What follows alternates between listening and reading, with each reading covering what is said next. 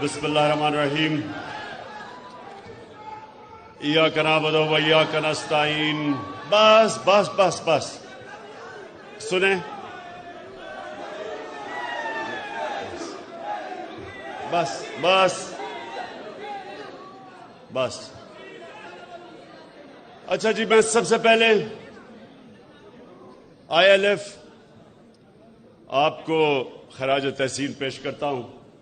जो अभी काजी साहब आपने सबको इकट्ठा भी किया और आज यहां इस फंक्शन के अंदर मुझे मौका दिया अपनी वकला कम्युनिटी ILF आपसे बात करने का। और ये वो पाकिस्तान का तारीख का वो मरहला है जिसमें मुझे अपने वकला बरादरी की सबसे ज्यादा जरूरत है, आपकी जरूरत है। क्योंकि सुने, आज आपने जरा बड़ा गौर से मेरी बात सुनी है। ये जो आप एक मिनट, कोई नारा नहीं अभी आप लगाना, कोई नारा ना लगाना। जब मैं तकरीर खत्म करूंगा तब आपको इजाजत दूंगा। अच्छा, अब सुने, ये बड़ा जरूरी है आपके लिए। यहां नौजवान भी हैं, मुस्तकबिल आपका है, तो आपने मेरे बड़े गौर से बात सुननी है। एक ऊपर आज जो आपने लिखा हुआ है, सुप्रीमेसी ऑफ कॉन्स्टिट्यूशन, आइन की बालादस्ती, इसको समझना है कि जब तक एक कौम इंसाफ के लिए जद्दोजहद नहीं करती, जब तक एक कौम इंसाफ के लिए जहाद नहीं करती, ये याद रखे, अल्लाह ने कुरान में कहा हुआ है कि मेरी जमीन पे निकल के देखो कितनी कौमें तबाह हो गई जो मेरे हुक्म पे नहीं चली। अल्लाह का सबसे बड़ा हुक्म कि मेरी जमीन पे इंसाफ कायम करो। ये जो आपने सुप्रीमेसी ऑफ कॉन्स्टिट्यूशन लिखा हुआ है, इसका मतलब ही इंसाफ है। सुप्रीमेसी ऑफ कॉन्स्टिट्यूशन का मतलब यह है कि जो आइन आपको कानून देता है कि किन कानून के मुताबिक मुल्क चलेगा, वो आपको इंसाफ ऐसे देता है कि वो कमजोर तबके को तहफ्फुज देता है ताकतवर से। ये आपने बड़ा जरूरी मेरी आज बात सुननी है, क्योंकि मुझे बहुत रंज है जो कल एक इस मुल्क का, मैं क्या कहूं कि सहाफत के अंदर अगर मैं किसी की सबसे ज्यादा रिस्पेक्ट करता था वो अरशद शरीफ, जिसको शहीद किया गया। और ये समझना है कि ये क्या हुआ है, इसका फिनोमेना समझना आपने। अब मेरे सामने आप वो लोग बैठे हुए हैं जिन्होंने इस मुल्क के इंसाफ के निजाम की हिफाजत करनी है। अब सुने कि इंसानी माशरे और जानवरों के माशरे में क्या फर्क है, यह समझना है आपने। मैं कोई इस्लाम का स्कॉलर नहीं हूं, लेकिन जितनी मैंने तारीख पढ़ी है और मैंने अपना दीन पढ़ा है, इंसान के माशरे में और जानवरों के माशरे में सबसे ज्यादा फर्क एक ही है, जानवरों के माशरे में इंसाफ नहीं है। वहां जिसकी ताकत जंगल का कानून है, जिसकी ताकत उसका हुक्मरानी, शेर हुक्मरान है क्योंकि ताकतवर है। सबसे जो कमजोर होता है वो बेचारा छुपता फिरता है, कोई तहफ़्फ़ुज़ नहीं है। इंसानी माशरा बनता ही तब है जब कमजोर को ताकतवर से तहफ़्फ़ुज़ मिले, कानून के सामने सब एक बराबर हो। इसको इंसानी माशरा कहते हैं, अंग्रेजी में रूल ऑफ लॉ कहते हैं। मैंने माशरे देखे हुए हैं। जब मैं छोटी उम्र में बरतानिया गया तो मैंने रूल ऑफ लॉ देखा वहां, और मुझे तब समझ आई कि वो क्यों आगे निकल गए हैं। और पाकिस्तान के अंदर यहां कभी भी रूल ऑफ लॉ नहीं था। وہ ملک جو علامہ اقبال جیسے ایسا بڑا ذہن، انٹلیکٹ 500 سال تک سمجھتے ہیں کہ دنیا میں اس طرح کا ذہن نہیں آیا، اس نے تصور دیا اس ملک کا۔ مدینہ کی ریاست کے اصولوں کے اوپر اس ملک نے کھڑا ہونا تھا، اسلامی فلاحی ریاست۔ تو مدینہ کی ریاست کا اصول تو نمبر 1 عدل اور انصاف تھا۔ میرے نبی صلی اللہ علیہ وسلم نے سب سے پہلے انصاف قائم کیا تھا، پھر خوشحالی آئی تھی۔ خوشحالی پہلے نہیں آئی تھی، انصاف خوشحالی لے کے آتا ہے۔ جس معاشرے میں انصاف ہے وہ خوشحال ہے۔ رول آف لا انڈیکس کے اندر میں لوگوں کو بار بار بتاتا ہوں، سوئٹزرلینڈ میں گیا ہوا ہوں، سوئٹزرلینڈ میں اپنے سارے گلگت بلتستان کا علاقہ پھرا ہوا ہوں۔ آپ یقین کریں کوئی مقابلہ نہیں ہے سوئٹزرلینڈ میں اور ہمارے گلگت بلتستان میں، خوبصورتی میں، ہر طرح۔ لیکن سوئٹزرلینڈ دنیا کا سب سے خوشحال طبقہ ہے، ملک کا سب سے زیادہ۔ کیوں؟ وہاں تو کوئی وسائل نہیں ہے، پہاڑ ہیں، ہمارے بہتر پہاڑ ہیں، خوبصورتی ہماری زیادہ خوبصورتی ہے، لیکن وہاں رول آف لا ہے، قانون کی بالادستی ہے۔ جو رول آف لا دنیا میں انڈیکس ہوتا ہے اس میں 99.9% ہے Switzerland rule of law index پہ۔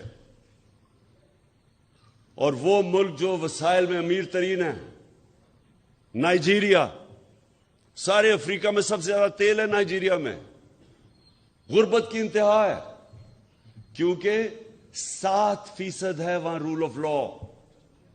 انصاف کے انڈیکس میں وہ 7% ہے، وہ 99% ہے، وہ خوشحال ہے۔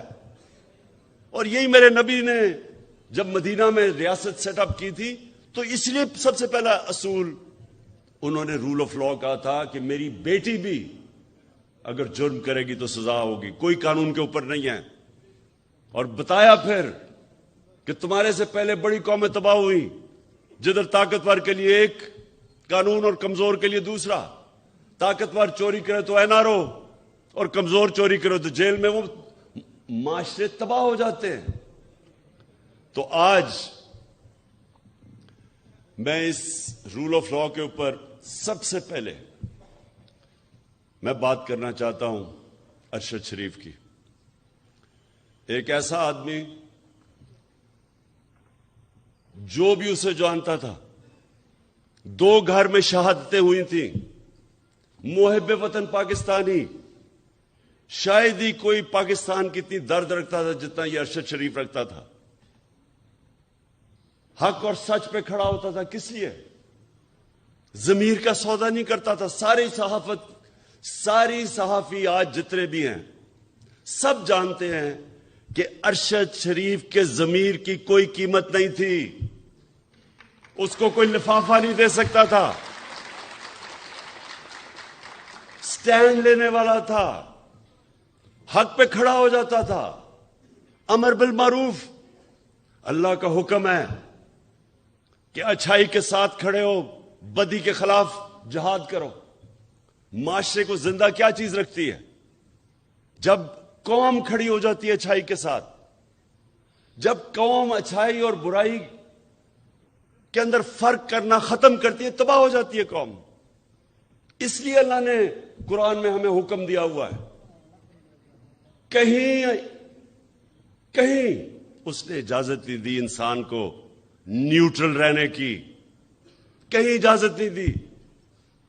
اور ارشد شریف وہ آدمی تھا جو سچ پہ کھڑا ہو جاتا تھا، پاکستان کے انٹرسٹ کے لیے کھڑا ہو جاتا تھا۔ میرے سے کئی دفعہ اس نے میرے اتنی تنقید کی میری، جب وہ سمجھتا تھا کہ میں غلط کر رہا ہوں، کسی مافیا کو نہیں بخشتا تھا۔ اپنے پروگرام میں بار بار یہ جو 2 لٹیرے خاندان جنہوں نے ملک کو 30 سال سے لوٹا ہے، ہر پروگرام میں ان کو ننگا کرتا تھا، ثبوت کے ساتھ۔ دھمکیاں ملتی تھی، پیسے کی آفر ملتی تھی، لیکن نہ اس کو کوئی خرید سکتا تھا، نہ ڈرا سکتا تھا۔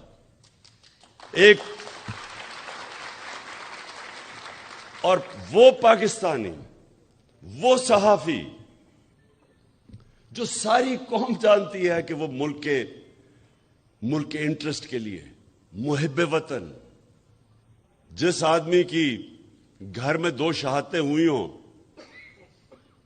جس طرح وہ پاکستانی فوج کے ساتھ کھڑا ہوتا تھا، جا کے ان کے کئی پروگرامز کرتا تھا ان کے لیے. تو یہ آج میں آپ کو بتانا ہوں کہ ٹریجڈی دیکھیں یہ پاکستان کی، اور اس پہ اگر یہ قوم، ہماری قوم اگر نہ کھڑی ہوئی، میں آج آپ کو کہہ رہا ہوں کہ ہمارے میں اور جانوروں میں کوئی فرق نہیں رہے گا. انسانی معاشرہ اور جانوروں کا معاشرہ کیا ہے؟ جانوروں کا معاشرہ کیا ہے؟ آپ کبھی ٹی وی پہ پروگرام دیکھیں، نیشنل جیوگرافک یا اینیمل پلانٹ، اس میں دیکھتے ہیں جو افریقہ کے اندر جو سب سے طاقتور جانور ہاتھی کے بعد سمجھا جاتا ہے وہ افریقن بفلو ہے، جو افریقہ کی بھینس ہے. وہ شیر سے بہت طاقتور ہوتا ہے، ان کی تعداد ہزاروں میں ہوتی ہے. لیکن آپ دیکھیں تو شیر کیا کرتا ہے؟ 4-5 شیر، وہ اتنے ہزار ہوتے ہیں، ان کو ڈرا دیتے ہیں، شور مچا کے ان کو ڈراتے ہیں. وہ جب ڈر کے بھاگتے ہیں، وہ 4-5 ایک بھینس کو پکڑ لیتے ہیں.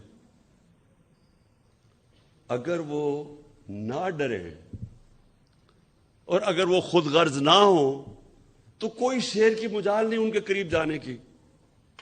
لیکن وہ اپنی جان بچاتے ہیں، وہ خود غرض بھی ہوتے ہیں، اپنے آپ کو بچاتے ہیں، اور بزدل بھی ہوتے ہیں. انسانی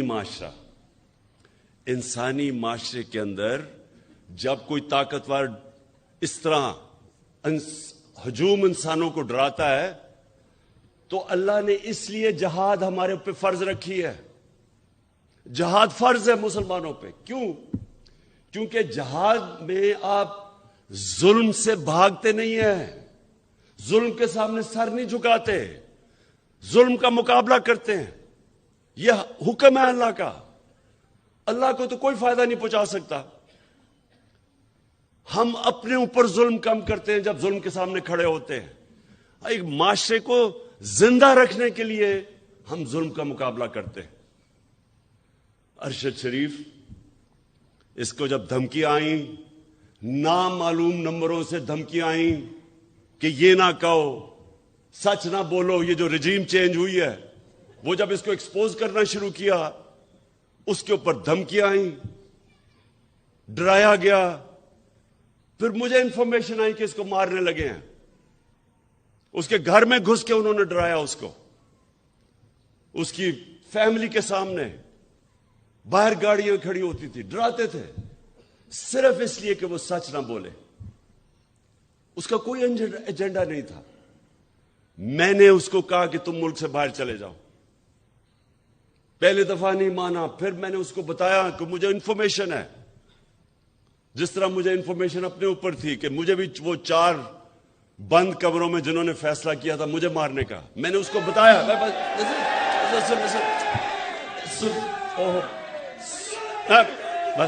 بس دیکھیں، تو وہ جب ملک چھوڑ کے گیا، اس کا ویزا ختم ہونے لگا تھا دبئی کا. یہ واپس بلا رہے تھے اس کو. کوئی اس لیے نہیں کہ کوئی جرم کیا ہے اس نے، اس لیے کہ وہ سچ نہ بولے. اس کو واپس بلا رہے تھے، اور وہی کرنا تھا اس سے جو انہوں نے اعظم سواتی کو بند کمرے کے اندر ننگا کر کے اس کے اوپر تشدد کیا. شہباز گل سے کیا انہوں نے. جمیل فاروقی، ایک رپورٹر جرنلسٹ، اس کو انہوں نے کیا. سینئر صحافی، وہ ملک چھوڑ کے بھاگ گیا، صابر شاکر، اس کو دھمکیاں دی. یہ وہ لوگ ہیں. ایاز امیر، اس قوم اس کو 30 سال سے جانتی ہے، ریسپیکٹڈ جرنلسٹ.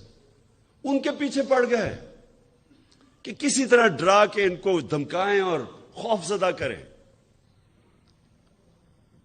اور کوئی شرم نہیں ان کو کہ وہ لوگ جو قوم ان کے کریڈینشلز ان کو اتنی دیر سے جانتی ہے کہ ہمیشہ یہ ملک کے انٹرسٹ کے لیے کھڑے ہوئے ہیں، ان لوگوں کو چنا جن کا ضمیر کا سودا نہیں ہوتا تھا.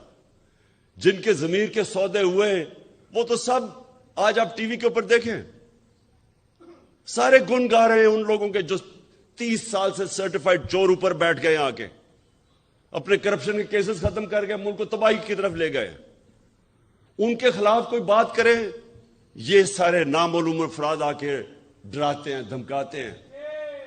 تو میں آج ارشد شریف, اور دیکھیں ہم ایسے ہر کسی کو شہید کہہ دیتے ہیں, ہر کوئی شہید نہیں ہے.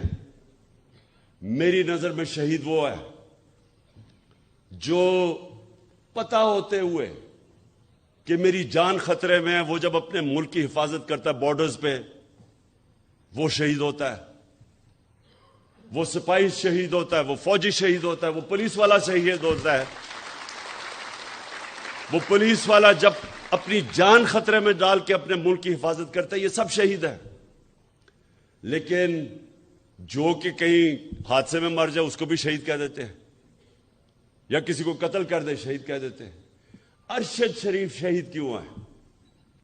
اس کو پتا تھا کہ اس کی جان خطرے میں, اس کو پتا تھا, اس کو بار بار وارننگز آ رہی تھی, میں نے اس کو بتایا. اس کے باوجود ایک دفعہ یہ پیچھے نہیں ہٹا, رائے حق سے پیچھے نہیں ہٹا, ڈرا نہیں.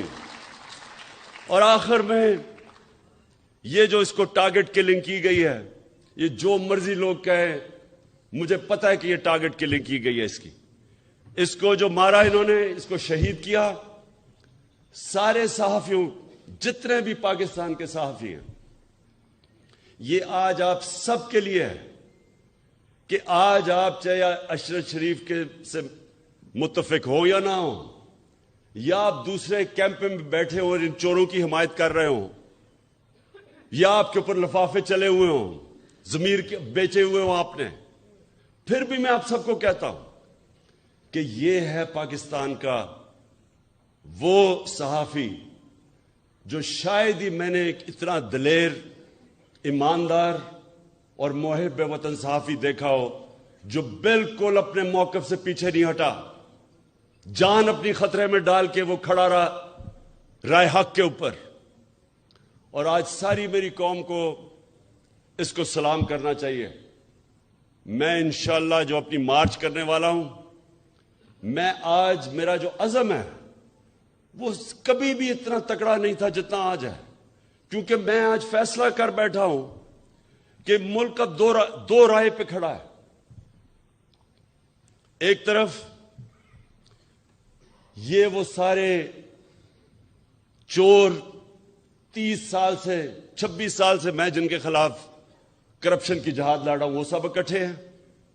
ان کے ساتھ میڈیا ہاؤسز جو ان کے ساتھ پیسے بنا رہے ہیں وہ اکٹھے ہیں. ان کے ساتھ نامعلوم افراد وہ ان کے ساتھ ملے ہوئے ہیں. ان کے ساتھ بیرونی سازشیں جو چاہتی ہیں کہ پاکستان ایک کمزور مقروض ملک کے رہے تاکہ وہ غلام بن سکے, وہ ان کے ساتھ ہے. اور ساری قوم جو آج اس سے تنگ ہے, میں آج ساری قوم کو کہتا ہوں کہ آج میرے ساتھ آپ نے کھڑا نہ ہو, نہ آج آپ میرے ساتھ نکلے. جب میں نکلوں گا تو عمران خان کو تو کوئی فرق نہیں پڑنے لگا, کیونکہ اللہ نے تو اس کو سب کچھ دے چکا ہے. لیکن آپ کا مستقبل بھیڑ بکریوں والا ہونے والا ہے, جانوروں والا ہونے والا ہے. دو معاشرے, انسانی اور جانوروں کا معاشرہ. جانوروں کا معاشرہ ظلم کا مقابلہ نہیں کرتا, بھیڑ بکریاں نہیں ظالم کے سامنے کھڑی ہوتی.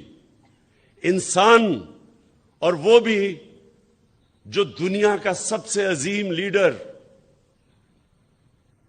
جو نبی صلی اللہ علیہ وسلم کی امت ہو, اس امت کے اوپر تو ویسے ہی فرض ہے کہ آپ یہ ظلم کے سامنے کھڑے ہوں, بھیڑ بکریوں نہ بنیں, خوف کے بت کی پوجا نہ کریں.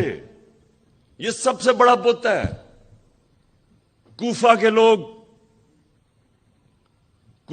لوگوں کو پتا تھا کہ حضرت امام حسین رائے حق پہ کھڑے ہیں, لیکن یزید کے ظلم کے خوف سے انہوں نے مسلمان کی تاریخ کا سب سے بڑا ظلم ہونے دیا، کیونکہ وہ ڈر گئے تھے۔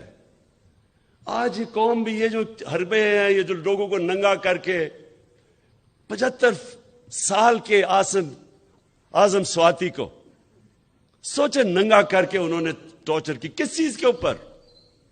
کہ تنقید کر دی کسی کی، دنیا میں پاکستان کا مذاق اڑا، خوف پھیلانے کے لیے، ڈرانے کے لیے۔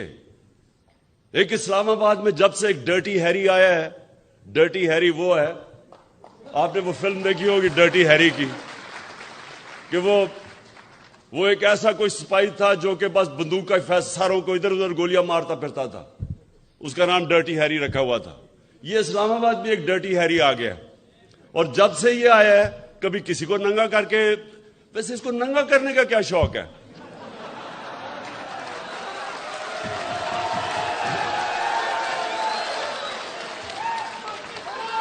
یہ بس یہ وہ لوگ، میرے پاکستان کی وکلا برادری، یہ جو مرحلے پہ ہمارا ملک کھڑا ہے، یہ آپ سب کے لیے چیلنج ہے۔ اللہ قرآن میں کہتا ہے کہ میں تمہارے ایمان کو بار بار مشکلوں سے آزماؤں گا، بار بار آزماؤں گا۔ وہ کیوں کہتا ہے؟